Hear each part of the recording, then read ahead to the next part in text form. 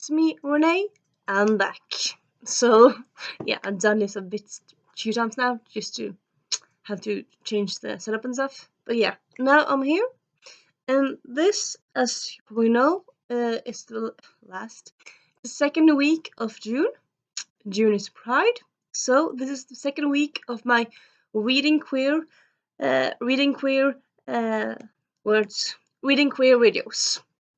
So in this one, I'm gonna continue with answering the prompts. So there's a prompt going around on social media where you answer every day, but instead of doing it every day, I'm gonna do videos, one each week, where I talk about 7.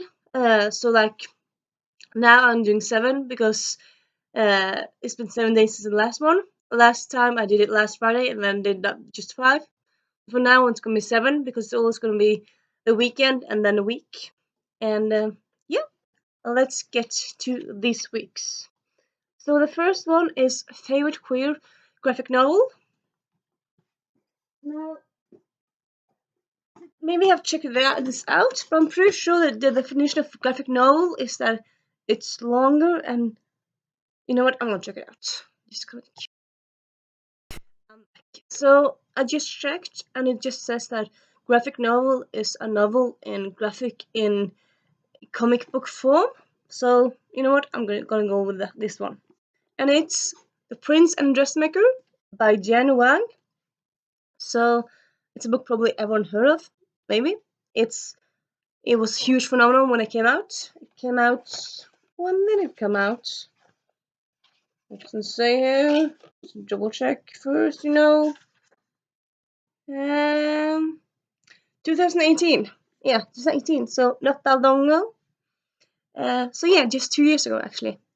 Also, fun fact: this is also becoming a movie. From the people behind Frozen are making a musical based on this one. So yes, this sounds amazing. Can't wait for that, really. So yeah, that's very fun. And yeah, this one is queer in the way that the protagonist is cross-dressing. And yeah, let's move on.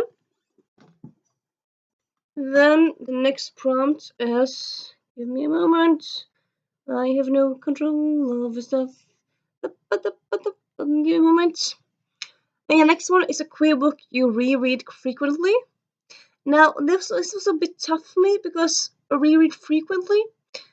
As I said before, I have read queer books. Well, why would I not? Why would I do this video if I hadn't?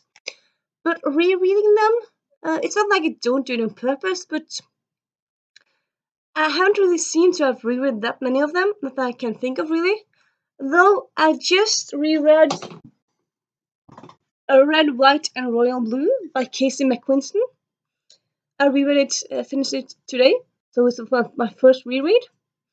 And other than this one, I can't really say I can think of any queer book that I have reread. Or not that many anyway. So yeah, I'm gonna go with this one. You've probably heard of it.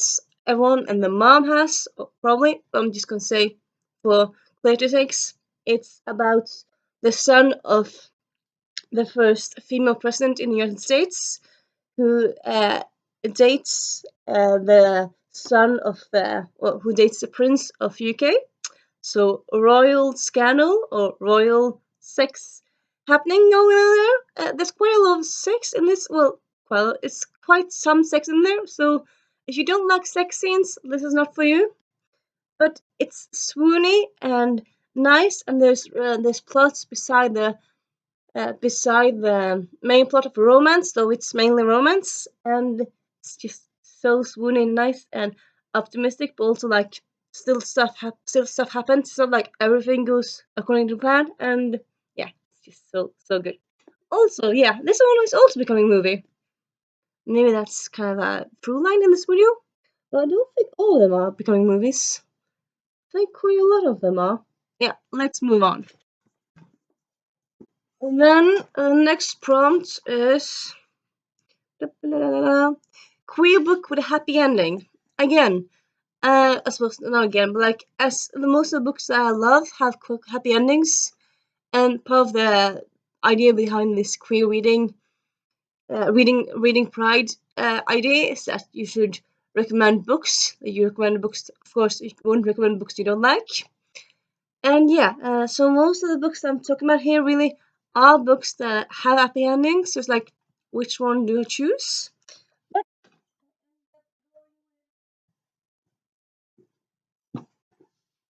I'm just gonna double check that I do it right here.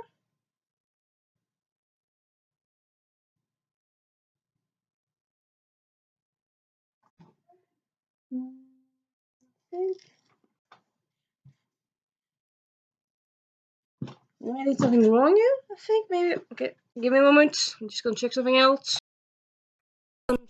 Hey, for a moment I was unsure like which book did I choose for this prompt. I'm gonna go with this one, and I'm just gonna say it's this one.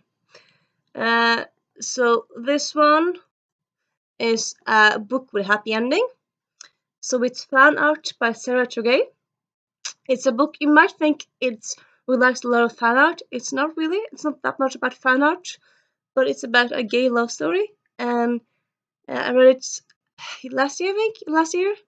And it's sweet and nice. It's not over the moon amazing, but it's good.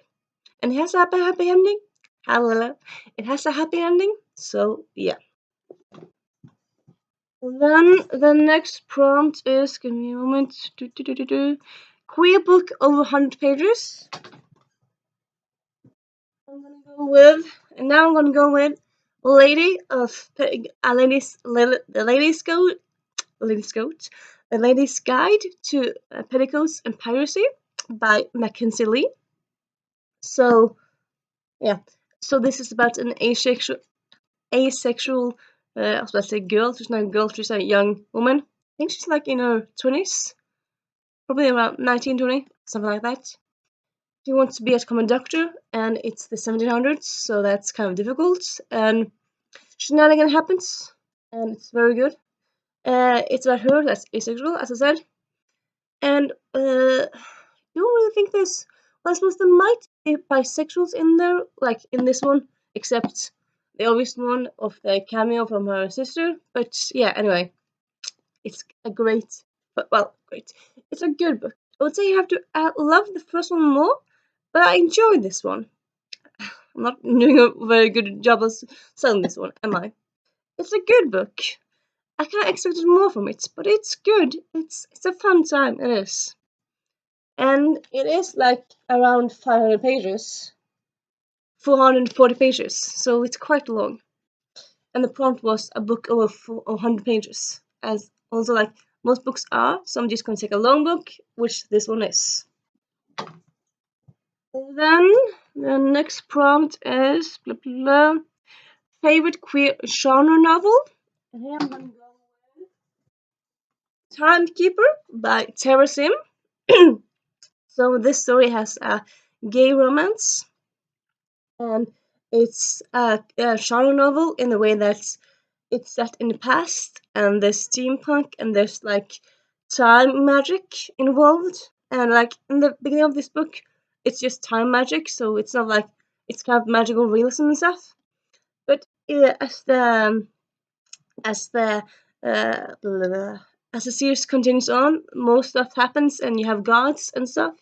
And also in this one, you have, I would say, to not spoil up too much, you have ghost-like creatures, so that's fun and genre-like. And yeah, this book is just very, very good.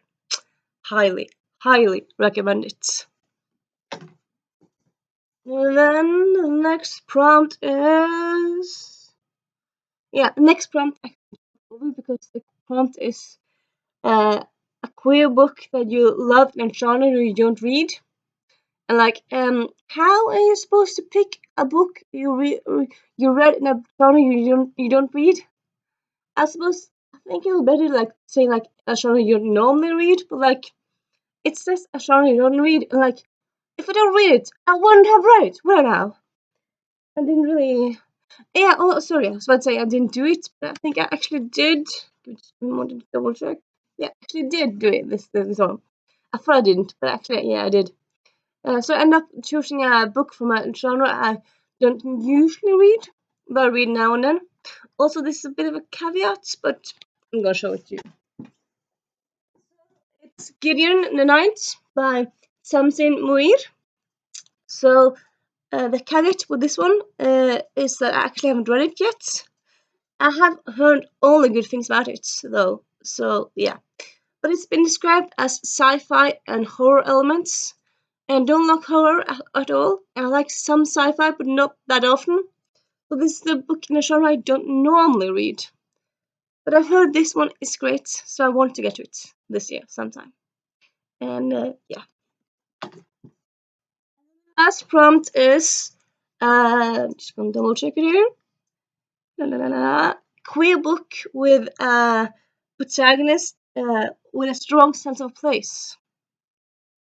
A queer book with a strong sense of place. I'm gonna say it's protagonist has a strong sense of place, because if it's just strong sense of place, what does that mean? So I'm gonna say the protagonist has a strong sense of place, which is what I first read it as. And I'm gonna say queer as a $5 bill. So it's a book about a boy that he starts in the closet, and then during the book he gets out of the closet.